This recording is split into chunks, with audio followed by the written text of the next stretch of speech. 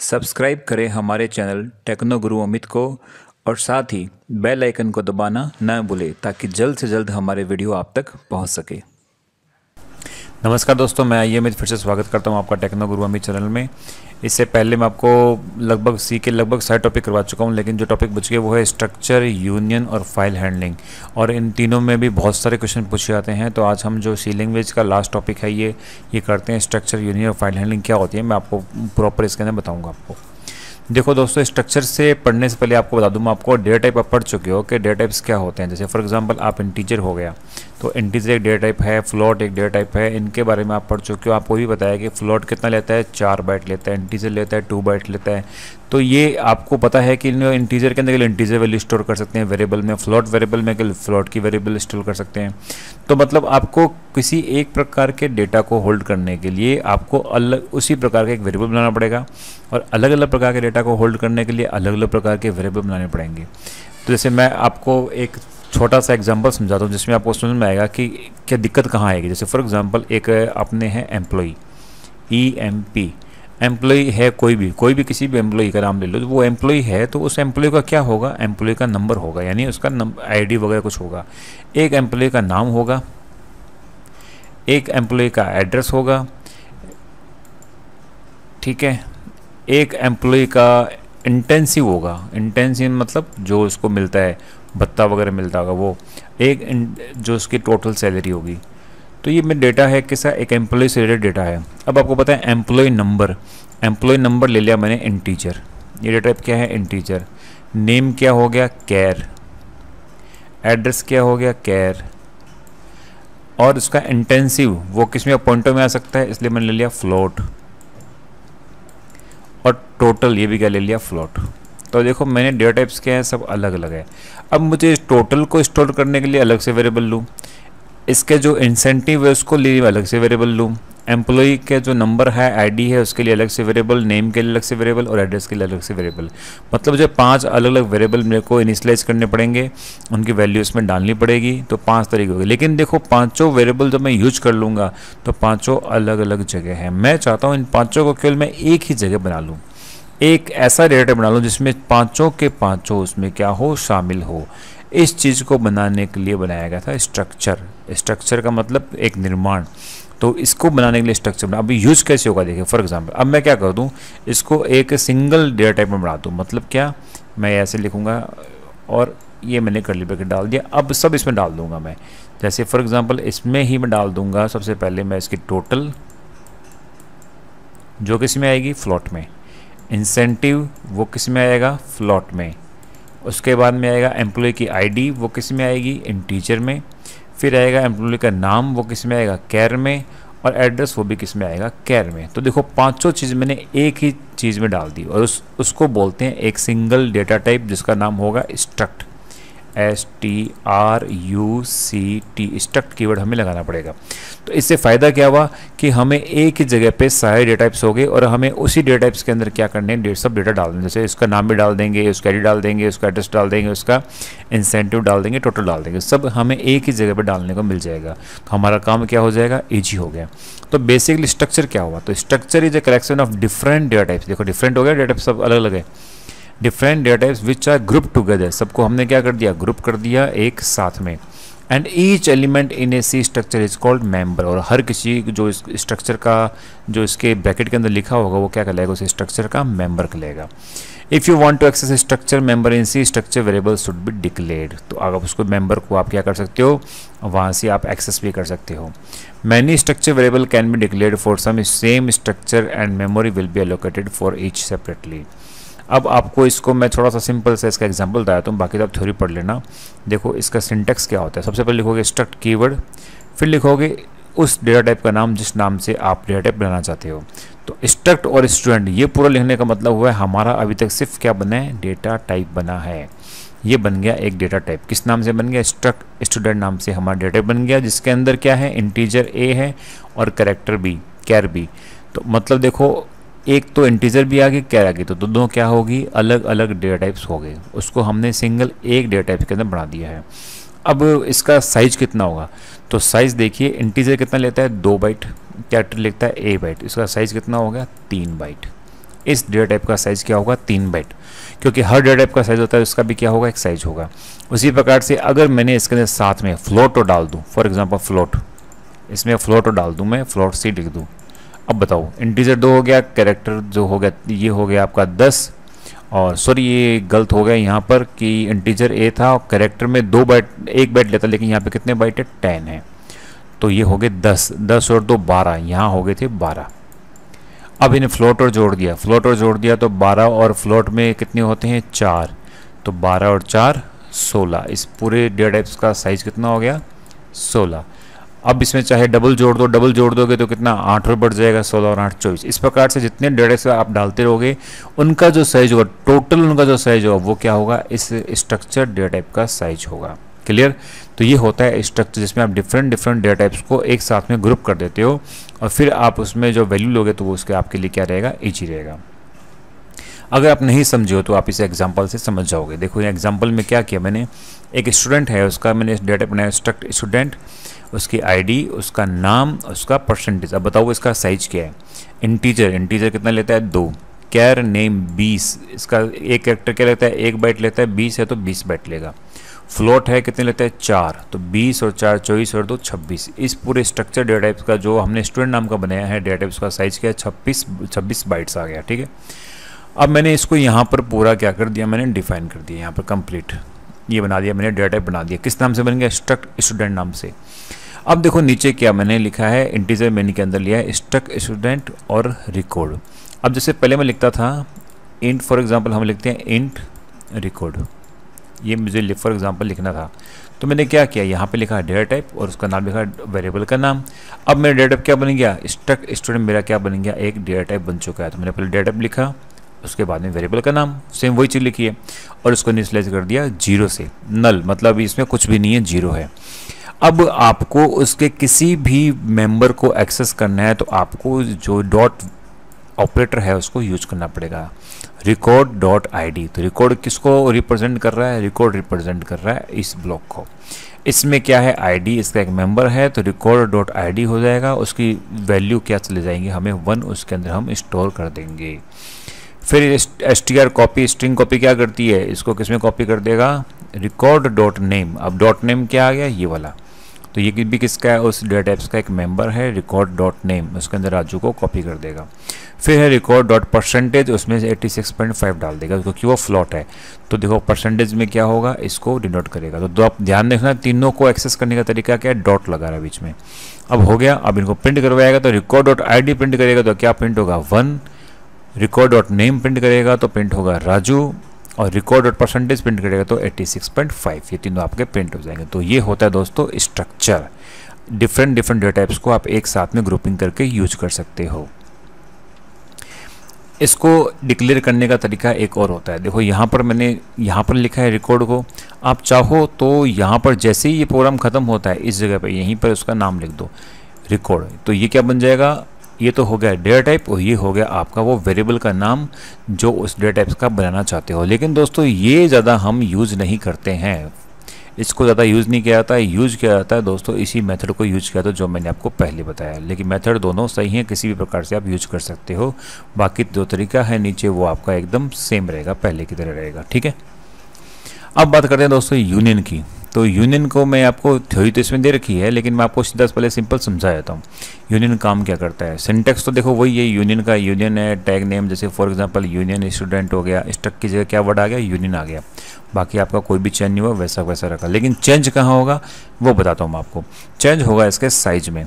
देखो for example यहाँ पर अभी यूनियन नहीं होता, यहाँ पर लिखा होता है स्ट्रक्ट, तो अभी आपका मतलब क्या होता है, इंटीजर का मतलब 2, कैरेक्टर का मतलब 10 और फ्लोट का मतलब 4। 10 क्यों है, क्योंकि इसका साइज क्या है 10, तो इसका साइज कितना हुआ 10, 4, 14 और 2 16, ये होता है स्ट्रक्चर। लेकिन अब मैंने यहाँ पे क्या लगा दिया यूनियन, अब इसका साइज कितना होगा, अब इसका दोस्तों साइज होगा 10, ओनली 10।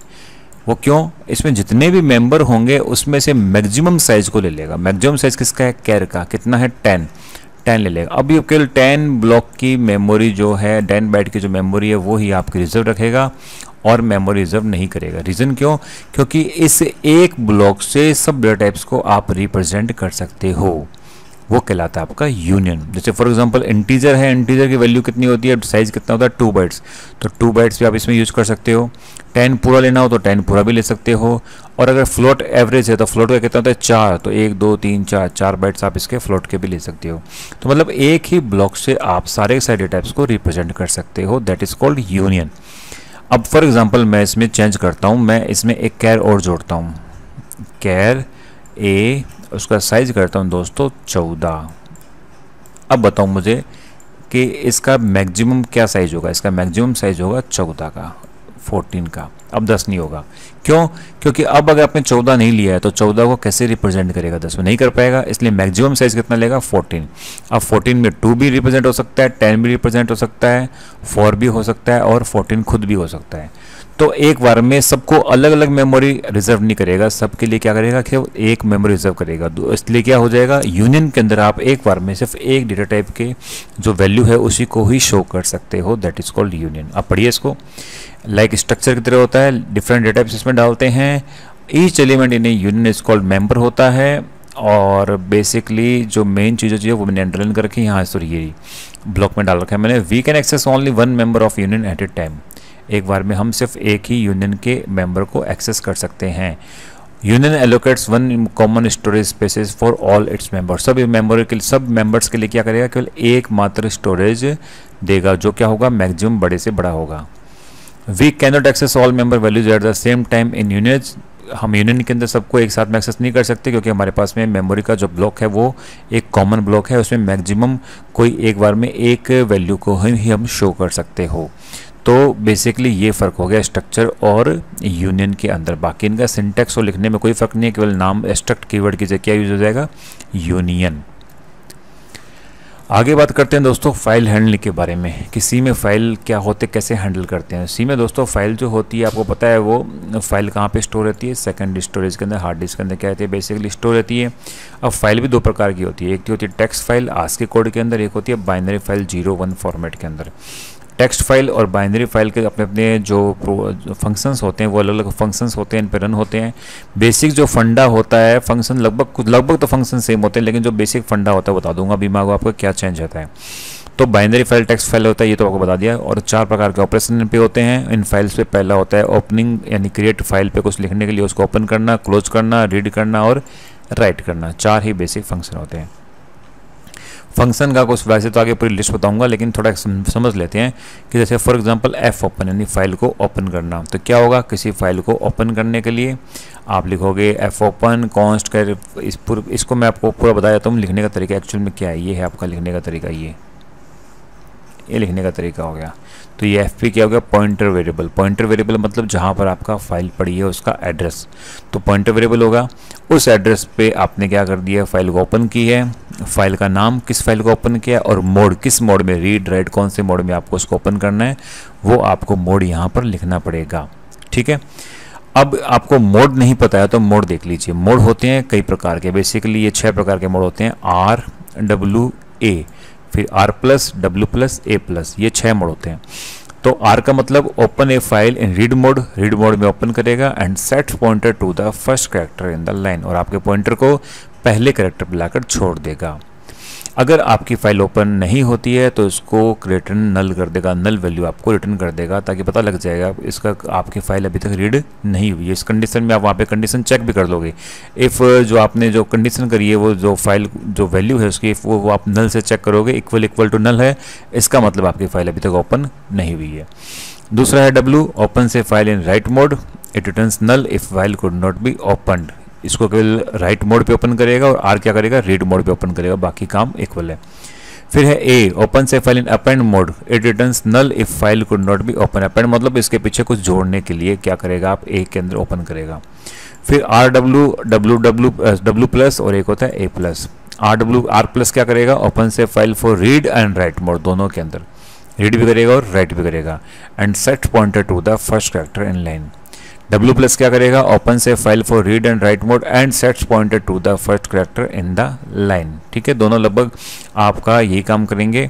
उसके बाद में लास्ट में है ए प्लस, ओपन से file for read and write mode and sets pointer to the first character in the line, but it can not modify existing contents. अभी जो एग्जिस्टिंग कंटेंट्स है उसको मॉडिफाई नहीं करेगा, उसके केवल पीछे क्या करेगा, उसको ऐड करेगा। तो ये सब आपको बेसिकली ध्यान रखना, जो मोड है आपको इनको यूज करना है। अब ये तो सारे होते हैं टेक्स्ट के अंदर यूज, जैसे फॉर एग्जांपल आर, डब्लू, फिर हो गया ए हो गया आर प्लस, ए हो गया डब्लू प्लस, ए हो गया आपका ए प्लस। ये सब किस में यूज हो रहे हैं, आपने टेक्स्ट फाइल के अंदर। ये सारे के सारे मोड अगर आप बाइनरी फाइल के साथ यूज करना चाहते हो तो इन सब के पीछे बी लगा दो, और कोई फ़र्क नहीं है, बस इससे आपको याद हो जाएंगे। जिनके पीछे आपने बी लगा दिया इसका मतलब वो किस में मोड यूज़ हो रहा है, बाइनरी फाइल के अंदर मोड यूज़ हो। तो ये मोड सारे किसके हो गए, बाइनरी फाइल के। मीनिंग सबका सेम रहेगा, बस लिखने का तरीका क्या हो जाएगा, चेंज हो जाएगा। तो ये बेसिकली आपके जैसे कुछ बता रखे हैं मैंने इसमें एफ गेट्स एफ, लेकिन मैं आपको डिटेल में बता देता हूँ। इनके लिए मैंने बनाया हुआ एक फंक्शन जिसमें आपको अच्छी तरह समझ में आ जाएगा, बाकी आप थोड़ी पढ़ लेना। कि देखो मैंने क्या किया है, सबसे पहले आपके 2 हेडर फाइल लिए, फिर मैंने फाइल का एक वो बनाया है मैंने पॉइंटर वेरिएबल, वो है fp। एक लिया कैरेक्टर डेटा 50 साइज का मैंने एक एरे लिया है जो मेरा कैर स्ट्रिंग एरे है। अब इसके अंदर क्या है दोस्तों, मैंने लिया है opening the file test in write mode. मुझे फाइल टेस्ट.c जो फाइल उसको राइट मोड में ओपन करना है, तो मैं fp उस पॉइंटर जो एड्रेस है वहाँ पर मैं उसको ओपन करूँगा, फाइल का नाम लिखूँगा और मोड लिखूँगा w। तो मोड कौन सा हो गया, राइट मोड। अगर ये बाइनरी फाइल होती तो क्या लिखता, WB लिखता, ठीक है। फिर मैंने कहा था अगर वो खुल गई फाइल पूरी तो वो नल वैल्यू नहीं देगा। तो आप इस FP में चेक कर लो, अगर वैल्यू में यहाँ पर नल वैल्यू आ गई इसका मतलब कुड नॉट ओपन फाइल, आपकी फाइल ओपन नहीं हुई है, रिटर्न आ जाएगा 1। इसका मतलब आपका प्रोग्राम फेल हो चुका है। आपकी प्रोग्राम तो रन हुआ है लेकिन आपका जो पर्पज़ है प्रोग्राम का वो फेल हो चुका है, आपकी फाइल रन नहीं हुई है। अगर इफ़ कंडीशन मतलब नल वहाँ पर नहीं है, इसका मतलब ट्रू वो फाइल खुल चुकी है, तो enter some text from keyboard, आप यूजर के साथ मैसेज कर दोगे कि आप कीबोर्ड से कोई टेक्स्ट को एंटर करिए। उस एंटर किए हुए को आप जो आपके सामने जो भी डेटा आएगा जिसको आपको फाइल में एंटर करना है उसको आप क्या करो, गेट एस फंक्शन। ये जो गेट एस फंक्शन है ये क्या करता है, जो कीबोर्ड से स्ट्रिंग को रीड करने का काम करता है। वो रीड करेगा डेटा को, डेटा क्या पड़ा है, डेटा आपका है कैर डेटा एरे ना, जहाँ पर आपका यूजर जो डेटा लेगा वो कहाँ होगा, इस डेटा के अंदर चला जाएगा, उसको रीड करेगा। और अगर ये 0 से बड़ा है, स्ट्रिंग लेंथ यानी 0 से बड़ा, स्ट्रिंग लेंथ क्या करता है फंक्शन, जैसे for example AMIT string length है तो इसका मतलब 4 अक्षर इसके अंदर है तो उसकी संख्या बताएगा आपको स्ट्रिंग लेंथ। तो अगर वो संख्या 0 से बड़ा है इसका मतलब उसमें कोई ना कोई डेटा है जो उसमें एंटर करना चाहता है, तो कंडीशन आ जाएगी, उस जो भी डेटा होगा उस डेटा को उस एड्रेस पे क्या कर देगा, डाल देगा और उस एड्रेस को आपको शो कर देगा। और लास्ट में फाइल को क्या कर देगा, बंद कर देगा। क्लोज करने के लिए क्या होगा, F क्लोज हो गया, ये फाइल हो जाएगी आपकी F क्लोज। तो ये बेसिकली फंक्शन होता है। आपको इतना लंबा फंक्शन करने की जरूरत नहीं है। किसी एग्जाम में, कलर के एग्जाम में, आई के एग्जाम में इतने बड़े फंक्शंस नहीं आते हैं। बस आपको समझाने के लिए मैंने फंक्शन यहाँ पे लिखा है कि कौन सा फंक्शन किस प्रकार से यूज करते हैं। अब इसके जो फंक्शंस है आप ये अच्छी तरह याद कर लेना कि कौन सा फंक्शन क्या काम करता है। जैसे F ओपन हो गया, फंक्शन क्या करता है, क्रिएट से न्यू फाइल को बनाएगा और उसे ओपन कर लेगा, या फिर जो एग्जिस्टिंग फाइल है उसको ओपन कर देगा। F क्लोज क्या करेगा, ओपन फाइल को बंद कर देगा। गेट W रीड्स करेगा इंटीजर को किसी फाइल से। पुट W फंक्शन जो करेगा, राइट करेगा किसी इंटीजर को फाइल पे, एक रीड करेगा दूसरा राइट करेगा। फिर कैरेक्टर के लिए F गेट C और कैरेक्टर लिखने के लिए F पुट C। स्ट्रिंग को रीड करने के लिए कीबोर्ड से गेट S जैसे भी मैंने यूज किया था, और पुट S स्क्रीन पर दिखाने के लिए क्या होगा, पुट S। फाइल के अंदर स्ट्रिंग को रीड करने के लिए लाइन एक बार में एक लाइन को रीड करने के लिए F गेट S, और अगर उसमें स्ट्रिंग आपको फाइल में लिखनी है तो F पुट S हो गया।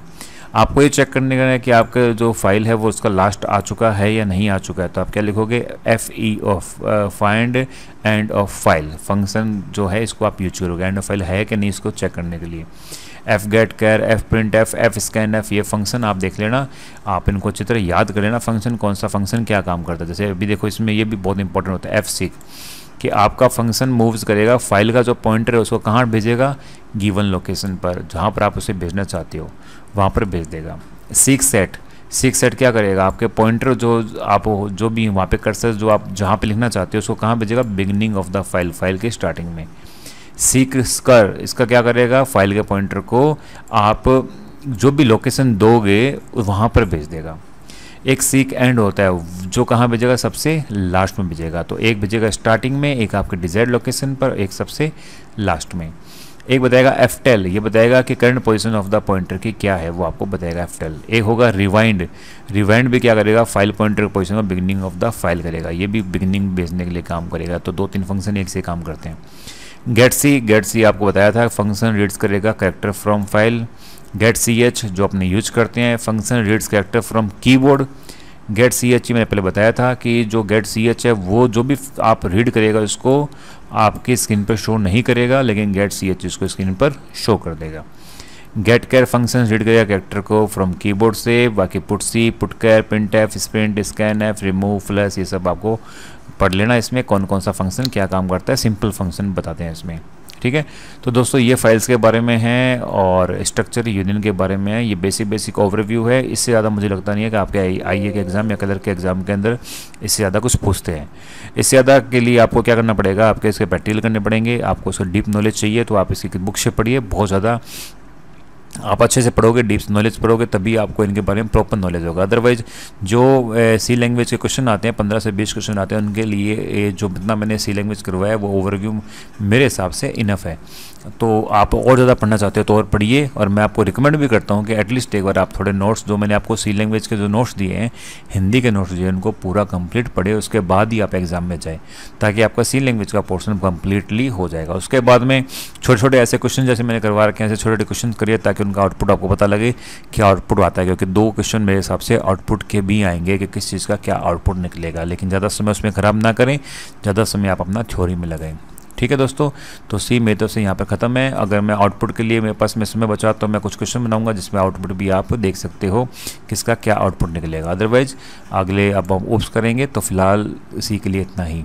तो दोस्तों देखते हैं टेक्नो गुरु अमित।